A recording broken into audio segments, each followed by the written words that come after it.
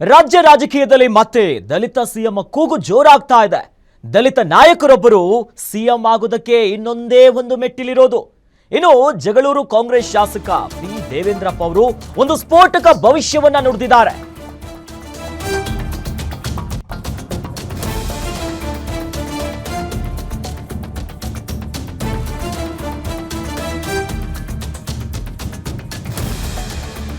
ರಾಜ್ಯ ರಾಜಕೀಯದಲ್ಲಿ ಮತ್ತೆ ದಲಿತ ಸಿಎಂ ಕೂಗು ಮುನ್ನೆಲೆಗೆ ಬಂದಿದೆ.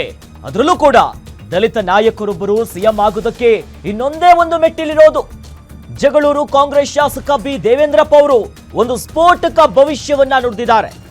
ದಾವಣಗೆರೆಯಲ್ಲಿ ನಡೆದ ಛಲವಾದಿ ಮಹಾಸಭಾ ಕಾರ್ಯಕ್ರಮದಲ್ಲಿ ಈ ಹೇಳಿಕೆ ಕೊಟ್ಟಿದ್ದಾರೆ. ಭವಿಷ್ಯ ವೇದಿಕೆ ಮೇಲಿದ್ದ ದಲಿತ ಸಚಿವರ ಮುಂದೆನೆ ಹೇಳಿಕೆಯನ್ನ ಕೊಟ್ಟಿದ್ದಾರೆ ಶಾಸಕರು. G Parameshwar, S Mallikarjun, HC. Madevappa ಇವರೆಲ್ಲರೂ ಕೂಡ ವೇದಿಕೆ ಮೇಲಿರುವಾಗಲೇ ಈ ವಿಚಾರವನ್ನ ಪ್ರಸ್ತಾಪ ಮಾಡಿದ್ದಾರೆ. ಈಗಾಗಲೇ ಡಿಕೆಶಿ ಹೆಸರು ಪ್ರಸ್ತಾಪಕ್ಕೆ ಹೈಕಮಾಂಡ್ಗೆ ಒಂದು ರೀತಿಯಾದಂತಹ ಟೆನ್ಷನ್ ತಲೆಬಿಸಿದೆ. ಇದರ ನಡುವೆ ದಲಿತ ಸಿಎಂ ವಿಚಾರ ಮುನ್ನೆಲೆಗೆ ಬರ್ತಾ ಇದೆ. ಮತ್ತಷ್ಟು ಟೆನ್ಷನ್ಗೆ ಕಾರಣ ಆಗ್ತಿದೆ. ಕುರ್ಚಿ ಬದಲಾವಣೆ, ಸೆಪ್ಟೆಂಬರ್ ಅಕ್ಟೋಬರ್ ಕ್ರಾಂತಿ ಮಾತುಗಳು, ಹೀಗೆ ಹಲವು ವಿಚಾರಗಳು ಹೈಕಮಾಂಡ್ ನಾಯಕರಿಗೆ ತಲೆನೋವಾಗಿದೆ. ಅದರ ನಡುವೆ ದಲಿತ ಸಿಎಂ ವಿಚಾರ ಮುನ್ನೆಲೆಗೆ ಬಂದಿರೋದು, ಅದರಲ್ಲೂ ಕೂಡ ಸಚಿವರು ವೇದಿಕೆಯಲ್ಲಿರುವಂತ ಸಂದರ್ಭದಲ್ಲೇ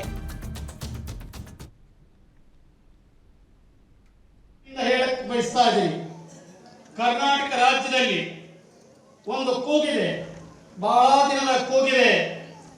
ಒಂದು ಕರ್ನಾಟಕ ಉಗಮವಾಗಿ ಇಲ್ಲಿಂದ ಹಿಡಿದು ಸ್ವತಂತ್ರದ ನಂತರ ದಲಿತ ಸಿಎಂ ಆಗೇಬೇಕಂತ ಕೂಗಿದೆ.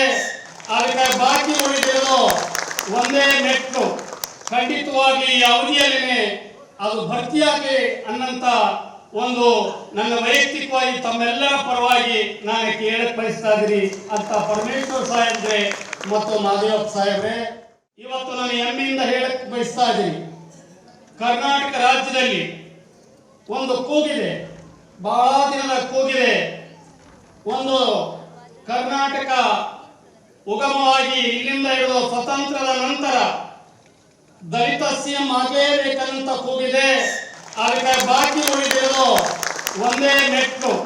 ಖಂಡಿತವಾಗಿ ಈ ಅವಧಿಯಲ್ಲಿನೇ ಅದು ಭರ್ತಿಯಾಗಿ ಅನ್ನಂತ ಒಂದು ನನ್ನ ವೈಯಕ್ತಿಕವಾಗಿ ತಮ್ಮೆಲ್ಲರ ಪರವಾಗಿ ನಾನು ಕೇಳಕ್ ಬಯಸ್ತಾ ಇದ್ದೀನಿ ಅಂತ ಪರಮೇಶ್ವರ್ ಸಾಹೇಬ್ರೆ ಮತ್ತು ಮಾದೇವಪ್ಪ ಸಾಹೇಬ್ರೆ, ಇವತ್ತು ನಾನು ಹೆಮ್ಮೆಯಿಂದ